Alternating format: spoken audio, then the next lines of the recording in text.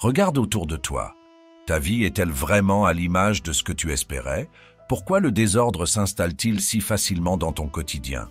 Pourquoi sembles-tu coincé à répéter les mêmes erreurs, encore et encore, comme un disque rayé?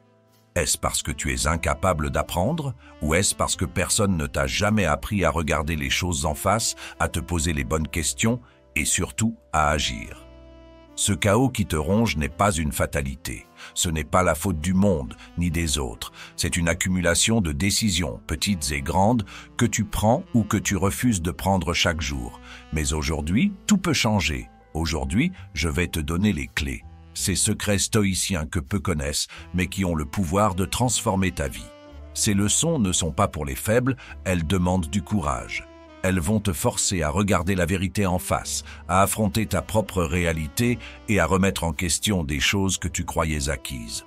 Mais avant de plonger dans cette sagesse, je vous demande gentiment de soutenir cette chaîne. Aimez cette vidéo et partagez-la. Ensemble, on peut diffuser cette philosophie et l'amener à ceux qui en ont désespérément besoin. Si ce message résonne en toi, abonne-toi dès maintenant et active la cloche pour recevoir des mises à jour régulières. Parce qu'à partir d'aujourd'hui, nous allons réorganiser ta vie pas à pas avec une méthode que tu n'as jamais vue ailleurs. Alors, es-tu prêt à reprendre le contrôle? Es-tu prêt à arrêter de subir et enfin diriger? Parce que si tu restes avec moi jusqu'à la fin de cette vidéo, je te garantis que tu ne verras plus jamais ta vie de la même manière. Allons-y. Regarde autour de toi, regarde ta vie. Pas seulement ce que tu veux montrer aux autres, mais ce que tu caches. Ce désordre que tu prétends ne pas voir, ce chaos qui s'infiltre partout, dans ton esprit, dans tes relations, dans ta santé, dans tes finances. Tu sais qu'il est là, mais tu fais semblant de ne pas le remarquer. Et tu te dis, je vais régler ça, un jour. Mais ce un jour n'arrive jamais, et pendant ce temps, le chaos gagne du terrain. Tu penses peut-être que ton chaos est trop grand, trop complexe pour être maîtrisé. Mais laisse-moi te poser cette question. Crois-tu vraiment que tu peux continuer à vivre ainsi? Combien de temps encore vas-tu laisser les choses s'effondrer?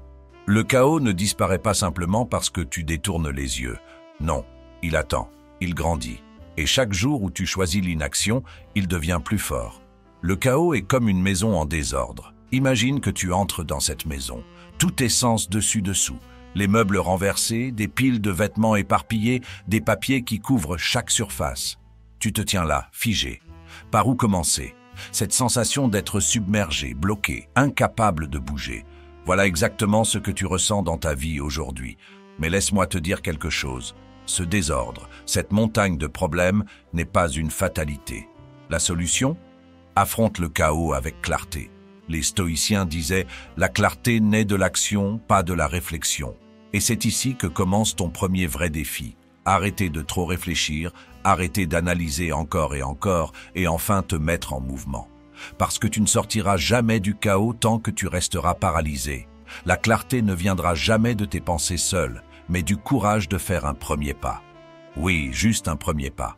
Alors, commençons. Imagine que tu es face à cette maison en désordre. Ne te préoccupe pas de tout ce qu'il y a à faire. Choisis une seule pièce, juste une.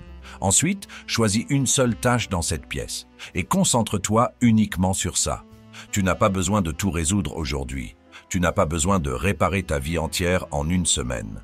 Mais tu dois commencer quelque part. Dans ta vie, cela pourrait être une chose aussi simple que de ranger ton espace de travail pour retrouver un peu de paix. Cela pourrait être de regarder tes finances et d'annuler une dépense inutile, une de ces habitudes qui te tirent vers le bas. Cela pourrait être de te lever 30 minutes plus tôt demain pour écrire les 3 choses les plus importantes que tu dois accomplir dans ta journée. Peu importe ce que c'est. Ce qui compte, c'est que tu agisses. Pas demain, pas plus tard, mais maintenant. Parce que si tu ne fais rien, le chaos continuera de grandir. Et crois-moi, il n'attend que ça. Mais voilà le problème.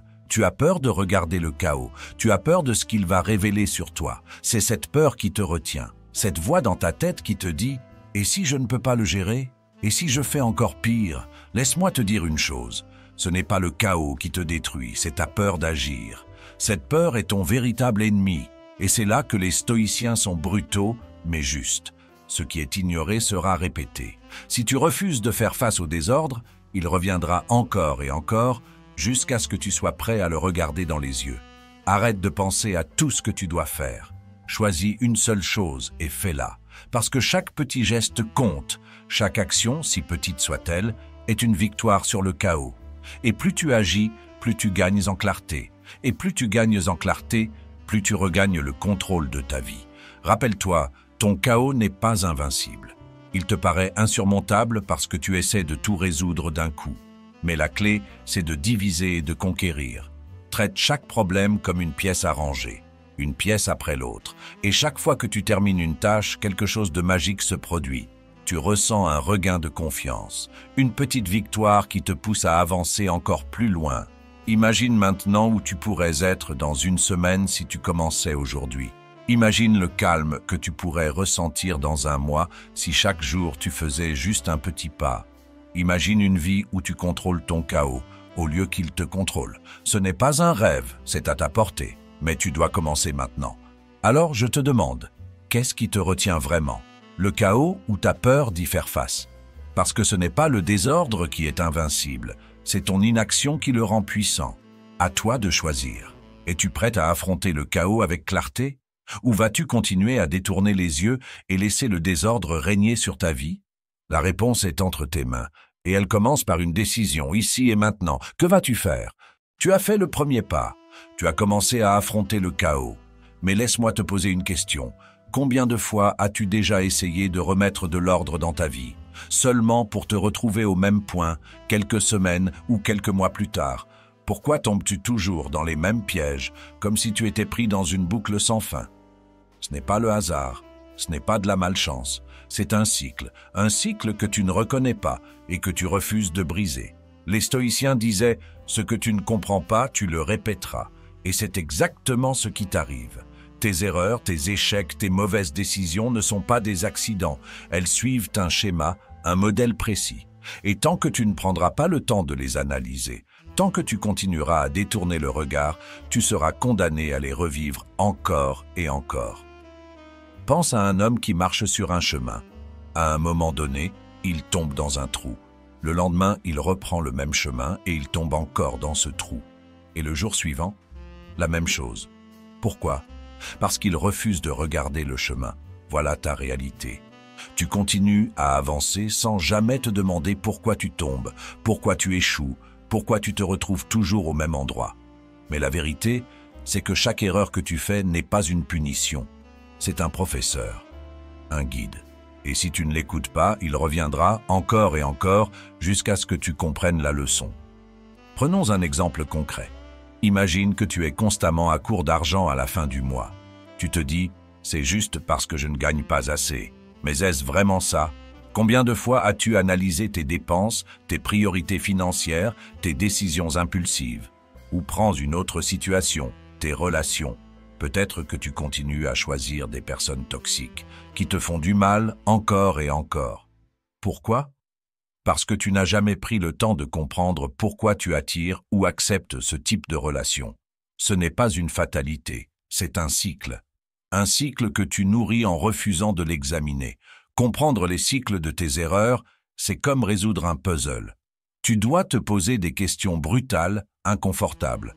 Pourquoi ai-je pris cette décision? Qu'est-ce qui m'a poussé à agir ainsi? Quelle émotion, quel besoin, quelle peur était derrière tout ça? Les stoïciens étaient des experts dans cet art de l'introspection. Ils savaient que la vie te donne toujours des indices. Mais si tu refuses de les voir, si tu refuses de faire face à tes erreurs, alors elles continueront à te gouverner. Mais attention, comprendre ne suffit pas. Il faut aussi agir différemment. Parce que savoir pourquoi tu tombes dans un trou ne te sert à rien si tu continues à marcher sur le même chemin. Si tu veux briser le cycle, tu dois changer ta façon d'agir et pour cela, il faut du courage. Beaucoup de courage. Les stoïciens appelaient cela la maîtrise de soi. Ce n'est pas une maîtrise passive, c'est une guerre que tu mènes contre tes vieux schémas, contre tes vieilles habitudes, contre cette partie de toi qui préfère le confort de l'échec à l'inconfort du changement. Alors demande-toi, quelle est l'erreur que tu répètes constamment?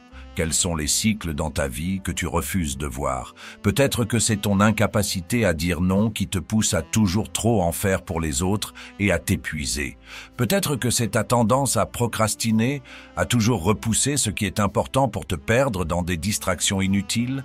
Ou peut-être que c'est cette voix dans ta tête, cette voix qui te dit que tu n'es pas assez bon, pas assez fort, pas assez capable. Arrête-toi, regarde ces erreurs en face, écris-les, analyse-les.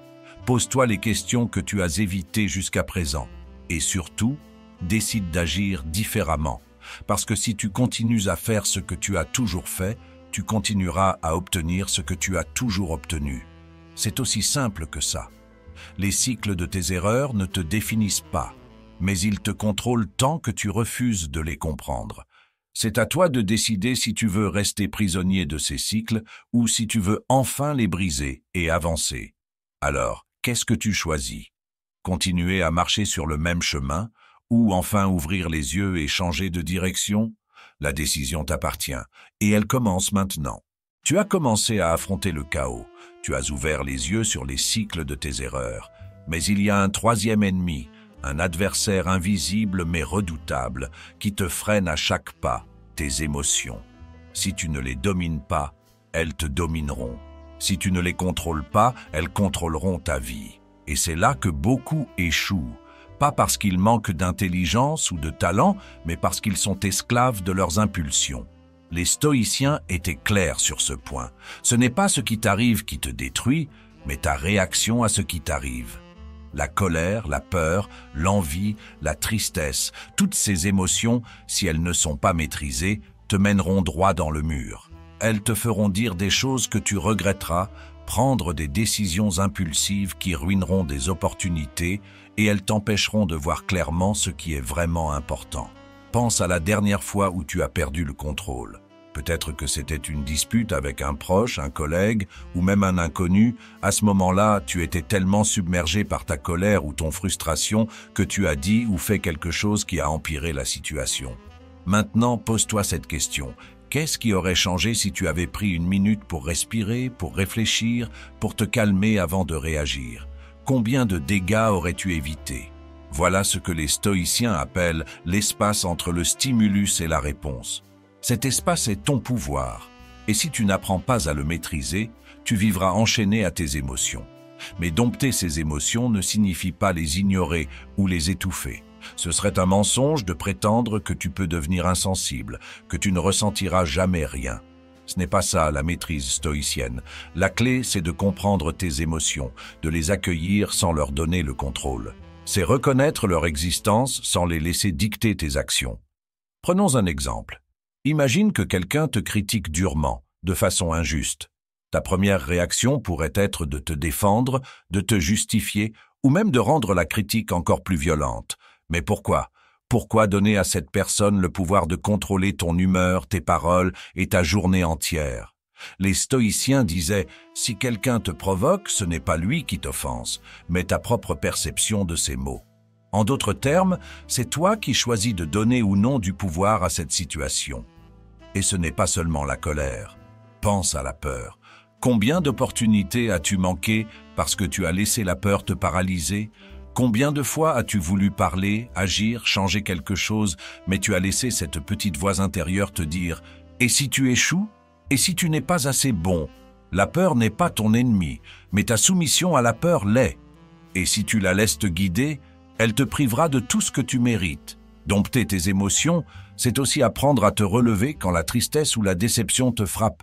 Combien de fois t'es-tu retrouvé à broyer du noir après un échec, à ruminer ce qui aurait pu être, au lieu de te relever et d'apprendre? Les stoïciens disaient que la vie ne te doit rien, mais que chaque épreuve est une opportunité de croissance. Chaque déception, chaque douleur peut être un tremplin si tu choisis de l'utiliser ainsi. Mais cela demande de la discipline. Cela demande un engagement à ne pas te laisser entraîner par la vague de tes émotions. La prochaine fois que tu te sens submergé, essaie ceci. Fais une pause. Respire. Demande-toi, est-ce que cette émotion mérite de dicter ma prochaine action? Si la réponse est non, alors laisse-la passer. Pas en l'ignorant, mais en l'observant, comme une tempête qui finit toujours par s'apaiser. Les émotions sont des messagers, pas des maîtres. Elles sont là pour t'alerter, pour te rappeler ce qui est important. Mais elles ne doivent jamais prendre le contrôle de ta vie.